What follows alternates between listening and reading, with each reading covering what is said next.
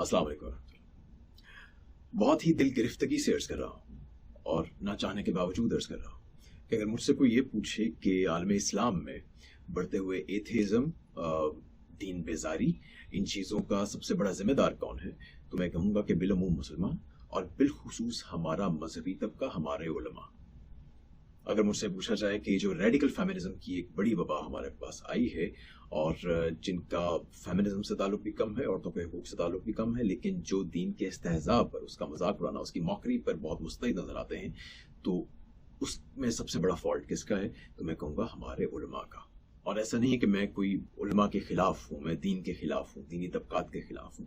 मैं हर फोरम पर डिफेंड करता रहा हूँ, आज भी करता हूँ, पहले भी करता रहा हूँ। मैं ये कहा करता हूँ कि ये हमारी आखिरी डिफेंस लाइन है। अगर ये मजहबी तबका भी ना होता, उलमा भी ना होते, मस्जिद में बैठा मौलवी भी अगर इस्लाम की बात ना कर रहा होता, तो हम सब तो सोए हुए थे। हमारे पास तो इस्लाम के लिए हमारे दिलों में खुलूस भी नहीं बाकी बचा था। तो हम क्या करते हैं? हम तो यहाँ पे कोई इस्लाम का नाम लेवा मौजूद ही ना होता। और ये बात इसी हद तक सच भी है, लेकिन ये काफी नहीं है। मतलब सिर्फ फ्रंट लाइन डिफेंस हो जाना काफी नहीं है।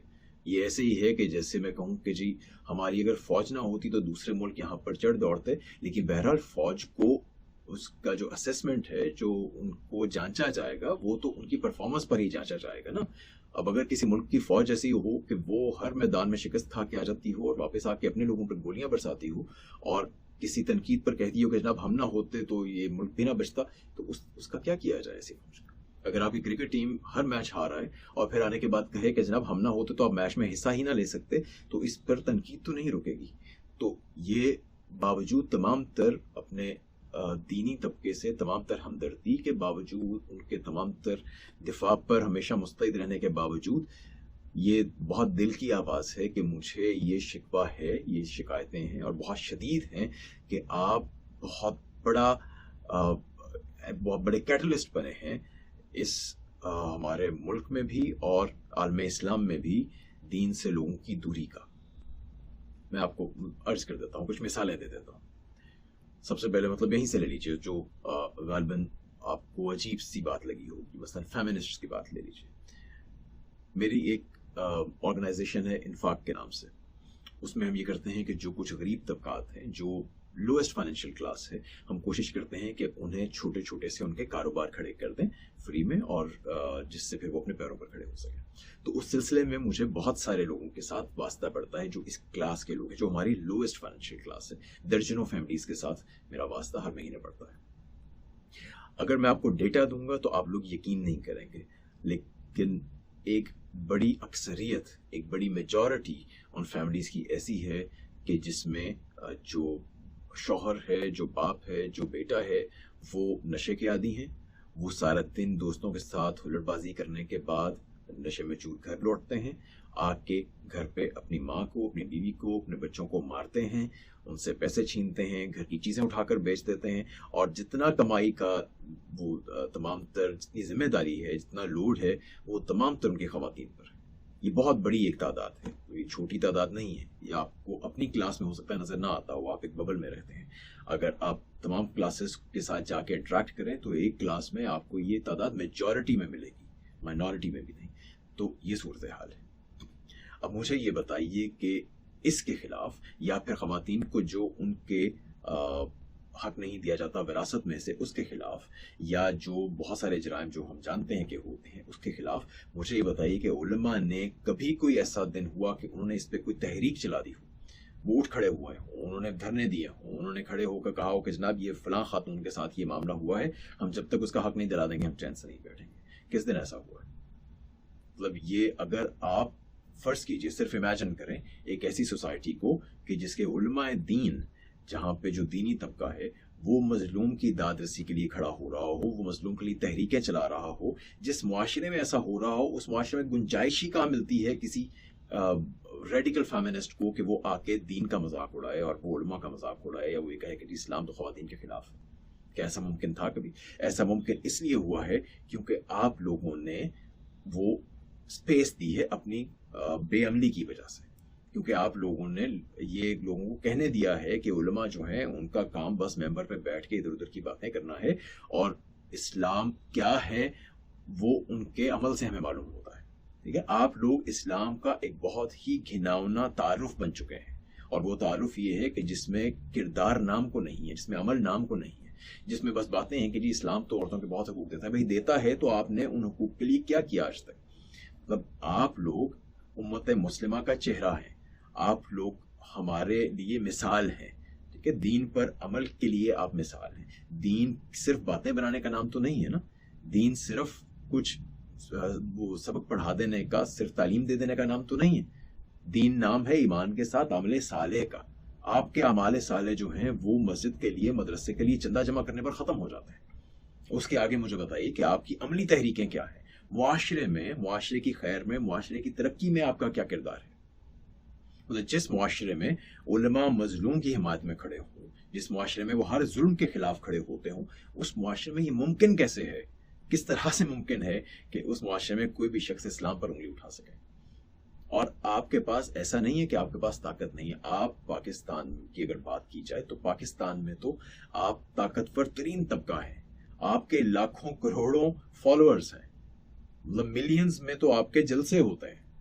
تو ان جلسوں مطلب ہونا یہ چاہیے, ہونا تو ایسا چاہیے کہ ایک مدرسہ جس جگہ پر کھل جائے وہاں کے لوگوں کے لیے وہ کمفرٹ کا سامان بن جائے, وہاں کے لوگ خوش ہوں کہ یار ہماری ہمسائیگی میں ایک مدرسہ کھل گیا ہے, تو اس کا مطلب ہے کہ اب اس پوری بستی کے, اس پورے علاقے کے تمام تر جو مسائل ہیں وہ ختم ہو جائیں گے, کیونکہ آپ کا کام خیر پھیلانا ہے. اگر آپ خیر پھیلانے کا مرکز نہیں ہیں تو آپ کیا ہیں؟ آپ بس باتیں بنا رہے ہیں اور اپنے ہی جیسے مزید نمونے بنا رہے ہیں جو کہ بڑے ہو کر وہی والی باتیں بنائیں گے. معاشرے میں اس سے کیا فلاح پھیل رہی ہے؟ اگر اسلام دین فطرت ہے اور اسلام جو ہے وہ خیر کا دین ہے, تو آپ یہ بتائیے کہ اس اسلام کے پیشوا کے طور پر, بطور پیشوا, آپ سے کتنا خیر اس معاشرے میں پھیلا ہے باوجود اس تمام تر طاقت کے جو آپ کے ہاتھ میں ہے. یا تو یہ کہیے کہ آپ کے ہاتھ میں کچھ ہے ہی نہیں. تو اگر ایسا بھی ہو جائے نا کہ ایک مثلا رائیونڈ میں دیکھیے کتنے بڑے جلسے ہوتے ہیں تبلیغی جماعت کے, تقی عثمانی صاحب کی فالوئنگ دیکھیے کتنی بڑی ہے, بنوری ٹاؤن کی فالوئنگ دیکھ لیجیے, وہاں کے لوگوں میں ان کے جو صرف شاگرد ہیں ان کا کتنا بڑا ایک مجمع ہے. آپ اسلام آباد کی مساجد دیکھ لیجیے, مطلب اتنے بڑے بڑے مدارس, اتنی بڑی فالوئنگ کے ساتھ. تو اگر مثال کے طور پہ رائیونڈ میں اگر 1 لاکھ بندہ جمع ہے, 10 لاکھ بندہ, مطلب تعداد جو بتائی جاتی ہے وہ تو بہت بڑی ہے. 1 لاکھ بندہ اگر آپ کا جمع ہے, اگر آپ ان سے کہیں گے جناب یہ 10 روپے اگر آپ سب لوگ ڈالتے ہیں چندے, تو آپ لوگ جمع کرتے ہی ہیں, تو یہ فلاں ہمارے پاس ایک ہسپتال ہے, اس ہسپتال میں مریضوں کی قطار لگی ہے جن کے پاس دوائی کے پیسے نہیں آئے, آج ہم سارے یہاں جمع ہوئے ہیں, تو اس ہسپتال میں جتنے بھی مریض ہیں ان سب کی ذمہ داری آج کے دن تو ہم اٹھا لیں. آپ سوچیے کہ اس سے اسلام کا کون سا چہرہ سامنے آئے گا. اگر آپ کی تحریکیں اور آپ کے دھرنے اس بات پر ہو رہے ہوں سڑکوں پر کہ جناب فلاں جگہ پر یہ ملازم جو ہیں یا یہ ادارہ جو ہے یہ رشوت لے رہا ہے اور یہ لوگوں کے کام نہیں کر رہا, لوگوں کو پیس رہا ہے, لوگوں پر ظلم ہو رہا ہے, ہم اس ظلم کے خلاف ہیں اور ہم تب تک نہیں اٹھیں گے جب تک اس کی لوگوں کی یہاں پہ مظلوموں کی دادرسی نہیں ہو جاتی. تو آپ بتائیے کہ کس طرح کا اسلام کا چہرہ جائے گا. آپ لوگ اپنا منصب نہیں پہچانتے, آپ کو اندازہ نہیں ہے کہ آپ کی سیٹ کیا ہے, آپ کا منصب کیا ہے اور آپ کا کردار کیسا ہے. پھر کچھ لوگ کہتے ہیں کہ جی سب کے لیے لازمی تو نہیں ہے کہ ہر عالم نے ہر بات پر گفتگو کرنی ہے. بھائی اگر آپ نے اسلام کا ایک ذمہ داری اٹھا لی ہے کہ آپ نے لوگوں کی رہنمائی کرنی ہے, تو پھر آپ کو اسلام پہ لوگوں کی رہنمائی کرنی ہے. پھر آپ کو ہر بات پر بولنا ہے, ورنہ آپ بتا دیجیے کہ صاحب میرا یہ دائرہ ہے, اس دائرے میں اپنی بات کروں گا. مسئلہ تو یہ ہے کہ آپ جو بیانات دیتے بھی ہیں اس میں بھی نفاق سامنے آ جاتا ہے. آپ کی ترجیحات نظر آتی ہیں کہ آپ ہر دائرے میں بات کرتے ہیں, لیکن صرف وہاں بات کرتے ہیں جہاں پہ آپ کی پسندیدہ شخصیت ہوگی, وہاں پہ آپ ضرور بولتے ہیں, باقی جگہوں پر آپ خاموش ہو جائیں گے. ہمارے عثمانی صاحب کی بات جیسے آگے, اور یہ میں کسی کو سنگل آؤٹ نہیں کر رہا ہوں, سارے علماء ایسے ہی ہیں, لیکن فضل الرحمان صاحب کے حق میں بیان آ جائے گا, امیر شکیل الرحمان کے حق میں بیان آ جائے گا, نہیں آئے گا تو بے شمار دوسرے مظلوموں کے حق میں نہیں آئے گا کہ جو غریب ہے, جن کا اتنا بڑا آپ کے دائرے میں اسٹیچر نہیں ہے, جن سے آپ کا اپنا کوئی تعلق نہیں ہے. تو پھر اس کو کیا کہا جائے؟ یا تو خاموش رہیے یا پھر اپنی رہنمائی کا, اپنے منصب کی ذمہ داری اٹھائیں. نہیں اٹھا سکتے, اب یہ میں صرف عثمانی صاحب سے مخاطب نہیں ہوں, سب سے کہہ رہا ہوں, نہیں اٹھا سکتے اپنی ذمہ داری تو چھوڑ دیجئے وہ منصب بھائی, پھر وہ منصب آپ کے لیے نہیں ہے. یہ بہت بڑی ذمہ داری ہے جو آپ نے اٹھا لی. اور یہ ایک بڑی عجیب سی بات ہے کہ جی علماء کا کام, مطلب 2 بہت عجیب و غریب سے آرگومنٹس دیے جاتے ہیں. ایک تو یہ کہ جی علماء کا کام تو صرف بتانا ہے, ان کا کام کرنا تو نہیں ہے. یہ ایسے ہی ہے کہ جیسے مطلب اسلام عمل کا دین ہے, صراط مستقیم پہ آپ نے چلنا ہے. اگر آپ خود نہیں چل رہے ہیں, اگر آپ خود عمل صالح نہیں کر رہے, تو آپ کس منہ سے دوسروں کو کہہ سکتے ہیں؟ یہ ایسے ہی ہے کہ جیسے کوئی ایک سوئمنگ کا انسٹرکٹر ہے اور وہ کہے کہ جناب میرا کام تو بس آپ کو خشکی پہ کھڑے ہو کر ہی بتا دینا ہے کہ آپ نے ہاتھ پیر کیسے چلانے ہیں، پانی میں تو میں نہیں اترتا. کیا مذاق ہے یار. اور جو کچھ بھی بات ہو رہی ہے اس پہ بہرحال آپ نے، یا وہ یہ کہے کہ جناب میں آپ کو صرف بازو چلانا سکھاؤں گا، پیر چلانا نہیں سکھاؤں گا. کیا مطلب ہے اس بات کا؟ کیا مذاق ہے یہ؟ آپ کے پاس چوائس نہیں ہے. آپ کے پاس چوائس تب تک تھی جب تک آپ نے یہ ذمہ داری نہیں اٹھائی تھی، جب تک آپ نے یہ نہیں کہا تھا کہ جناب میں آپ کی اسلام میں، دین میں رہنمائی کروں گا. جس دن آپ نے یہ کہہ کر آپ اس منصب پر، اس ممبر پر بیٹھ گئے، اس کے بعد آپ کی چوائس نہیں ہے. اس کے بعد اس ممبر کی اپنی ذمہ داریاں ہیں، اس ممبر کی اپنی ایک منزلت ہے، اس کی ایک بہت بڑی شان ہے. اس شان کو نبھا سکتے ہیں تو بیٹھیے، ورنہ مہربانی فرمائیے نیچے تشریف لے آئیے. عدل جو ہے وہ اسلام کی بنیادی ترین اقدار میں سے ہے. آپ مجھ سے بہتر جانتے ہیں. آپ مجھے یہ بتائیے کہ آپ نے اس معاشرے میں، پاکستان میں عدل کی ترویج کے لیے کیا کیا ہے؟ پریکٹیکل گراؤنڈز پہ آپ نے مظلوموں کے حق میں کتنی تحریکیں، میں بار بار پوچھ رہا ہوں، کتنی تحریکیں چلائی ہیں؟ کرپشن کے خاتمے کے لیے کتنی تحریکیں چلائی ہیں آپ کے ہاں؟ تو اس وقت معاملہ یہ ہے کہ اپنے حلقے میں، آپ کے اپنے گہوارے میں بیٹھ کر کوئی مولوی بہت ہی کریہ ایک بھیانک جرم کا ارتکاب کرتا ہے تو آپ اس کو بجائے اس کے کہ آپ اس سے برات کا اعلان کریں اور آپ اس کو سزا دینے پہ مستعد ہوں، آپ لوگ اس کو چھپانے لگ جاتے ہیں. اگر کہیں کوئی سزا ملتی بھی ہے وہ بھی ایسے چپ چپاتے میں دینے کی کوشش کرتے ہیں کہ کسی کو معلوم نہ ہو جائے. اور پھر اگر بات کی جائے تو آپ انگلیاں اٹھاتے ہیں کہ جناب یونیورسٹیز میں یہ ہوتا ہے اور فلاں جگہوں پر یہ ہوتا ہے. ارے بھائی، آپ کا کام روکنا ہے، آپ کا کام ہمیں ڈیٹا دینا نہیں ہے. یونیورسٹیز سے تو ہم یہ کہہ کر بہت آسانی سے خود کو مطمئن کر لیتے ہیں کہ جناب یہ تو مغربی لبرل ایک وہ تعلیمی ڈھانچہ ہے جو وہ ہمارے ہاں انگریز چھوڑ گئے ہیں، اس کا تو ہمارے اس سے، دین سے، اسلام سے کوئی خاص تعلق نہیں ہے، ہماری اقدار سے، روایات سے تعلق نہیں ہے، تو اس لیے یہ تعلیم ایسے لوگوں کو پیدا کر رہی ہے. آپ کے پاس کیا جواز ہے؟ مطلب اگر دیکھیے مدرسے میں ایک ایسا جرم، یونیورسٹی میں 1000 ایسے جرائم پر بھاری ہے. آپ کو، آپ کی حمیت نہیں جاگتی، آپ کی دینی حمیت نہیں جاگتی کہ آپ کے اپنے گہوارے میں بیٹھ کر، دین کے گہوارے میں بیٹھ کر ایک شخص یہ جرم کر رہا ہے تو وہ صرف اپنے ایک انڈیویجول لیول پہ جرم نہیں کر رہا، وہ صرف اس شخص کے، اس بچے کے خلاف جرم نہیں کر رہا جس کے ساتھ وہ پکڑا گیا ہے، وہ پورے دین کو رسک پہ، آپ کے پورے پروجیکٹ کو جیوپٹائز کر رہا ہے، وہ دین کے نام پر دھبا بن رہا ہے. آپ کو اندازہ ہے کہ کتنا بڑا رسک ہے اور آپ اس پہ پردہ ڈالنے کی کوشش کر رہے ہیں، وہ بھی اس کے بعد جب یہ چیزیں سب لوگوں کو معلوم ہو چکی، میڈیا پر آ چکی، اس وقت تو آپ کو انتہائی بڑا سٹینس لینا چاہیے کہ کہیں خدا نخواستہ اس کی کوئی کیچڑ کی چھینٹ اسلام کے نام پر نہ پڑے. کہیں آپ کے جو ایک پروجیکٹ آپ نے پکڑا ہوا ہے تبلیغ کا، لوگوں کو ہدایات پہنچانے کا خدا کی، اس پر اس کا اثر نہ پڑے. لیکن آپ بجائے اس کے کہ اس سے مکمل برات کا اعلان کر کے الگ ہو کر کھڑے ہو جائیں کہ جناب ہمارا اس سے شخص سے کوئی لینا دینا نہیں، اور بلکہ اصرار کریں کہ اس کے خلاف کارروائی کی جائے، آپ اس کی پردہ پوشی کرنے لگ جاتے ہیں.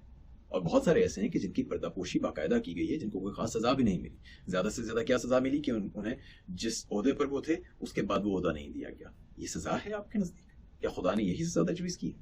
کیا اتنے بڑے پروجیکٹ کو یوں جوپٹائز کرنے کا یہی حل ہونا چاہیے؟ آپ کی حکمت یہی بتاتی؟ اس سے صرف جو باہر آتا ہے وہ آپ کا نفاق باہر آتا ہے. لوگوں کو صرف یہ نظر آتا ہے کہ جن لوگوں کی پرورش دین کے اندر ہوئی ہے، اسلام کے وطن میں جن کی پرورش ہوئی ہے، یہ ان لوگوں کے کردار ہے. آپ لوگ اسلام کے نام پر دھپا بن گئے ہیں اور یہی سب سے بڑی تکلیف ہے مجھے. مطلب بھائی مجھے جھجک محسوس ہوتی ہے داڑھی رکھتے ہوئے، کیونکہ ایک عجیب سا پیٹرن بن گیا ہے، ایک معاملہ کچھ یوں ہو گیا ہے کہ اگر تو کوئی شخص ویسے کوئی برائی کرتا ہے تو اس پہ تنقید ہوتی ہے.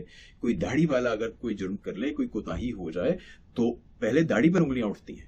تو مجھے خوف محسوس ہوتا ہے، میں کمزور آدمی ہوں، مجھے لگتا ہے کہ بھائی اگر مجھ سے کوئی کوتاہی ہوتی ہے تو ایسا نہ ہو کہ میری اس کوتاہی کی وجہ سے اس شے پر انگلیاں اٹھیں، اس شے پر بات کی جائے کہ جس کی نسبت حضور اکرم صلی اللہ علیہ وسلم سے کی جاتی ہے. آپ لوگوں کو اتنے چھوٹے کردار کے ساتھ، اتنی منافقت کے ساتھ، اتنے بڑے منصب پر بیٹھتے ہوئے جھجک محسوس نہیں ہوتی، خوف محسوس نہیں ہوتا؟ پھر پہلے بھی عرض کر چکا ہوں کہ وہ علم جو معاشرے میں کسی عملی قدر کے طور پر سامنے نہ آ سکے، مشہود نہ ہو سکے، جو عمل میں نہ ڈھل سکے، جو معاشرے کو کوئی راستہ نہ دکھا سکے، وہ علم کسی کام کا نہیں، وہ بیکار علم ہے اور وہ اس کی کوئی گنجائش نہیں ہے. جو مفید نہیں ہے وہ نہیں رہتا. تو آپ کے خلاف جو آوازیں اٹھ رہی ہیں اس کی وجہ ہے کیونکہ آپ معاشرے کے لیے مفید نہیں رہے. بہت اطمینان سے کہہ دیا جاتا ہے کہ جی فلاں عالم صاحب جو انہوں نے خود کو غیر سیاسی رکھا ہوا ہے. کیوں جناب, کیوں غیر سیاسی رکھا ہوا ہے؟ آپ جانتے ہیں سیاست کیا ہے؟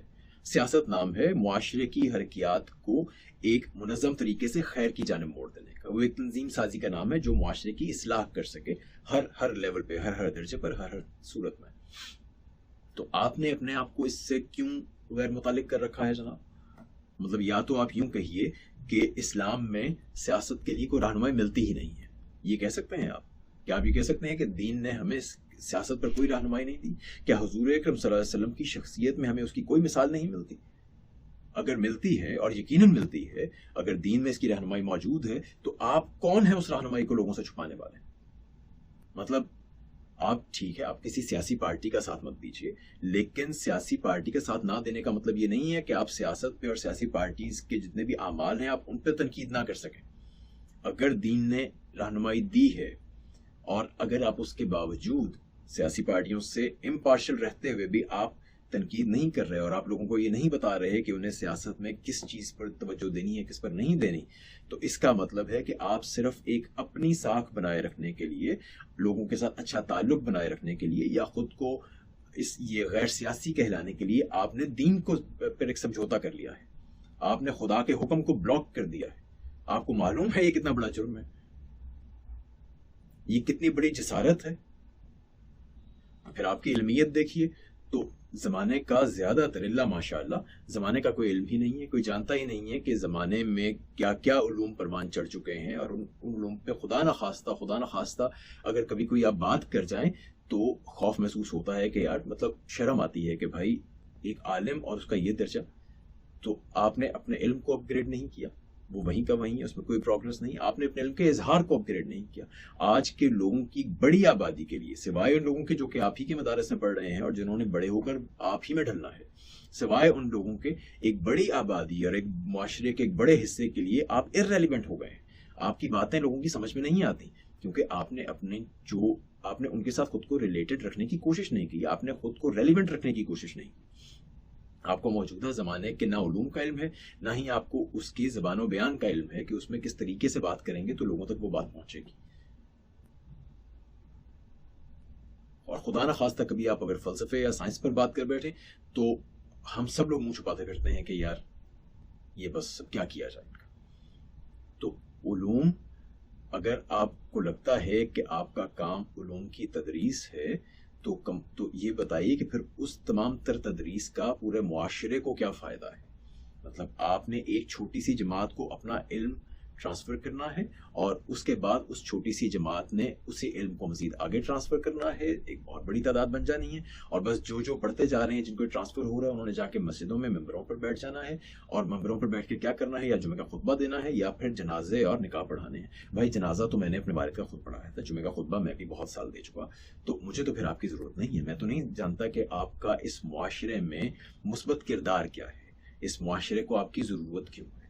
ٹھیک ہے, تو آپ کی مہربانی ہے, آپ کی ہم بہت عزت کرتے ہیں, آپ کو ہم بہت احترام کرتے ہیں. اس حوالے سے جو میں نے پہلے بات کی تھی کہ اگر آپ نہ ہوں تو معلوم نہیں کہ یہ معاشرہ جو اس نہج تک پہنچ چکا ہے یہ دین کا نام بھی لے گا کہ نہیں لے گا. لیکن مسئلہ یہ ہے کہ اس معاشرے کو اس نہج تک پہنچایا بھی آپ نے, تو کیا کیا جائے؟ اب یہ ایک ایسا ڈائلما ہے جس میں سمجھ نہیں آتی کہ اسے نکلا کیسے جائے, کیونکہ اسلام سے معاشرے کو بیگانہ کرنے میں بھی آپ ہی کا کردار ہے, اور اب وہ اتنا بیگانہ ہو چکا ہے کہ اگر آپ نہ رہے تو اگلی نسل تو اسلام کا نام نہیں لے گی. لیکن دوسری طرف دیکھیے تو آپ کے ہونے کی وجہ سے بھی اگلی نسل اسلام کا نام نہیں لے گی, وہ بس آپ ہی کے مدارس سے پڑھنے والے لیں گے.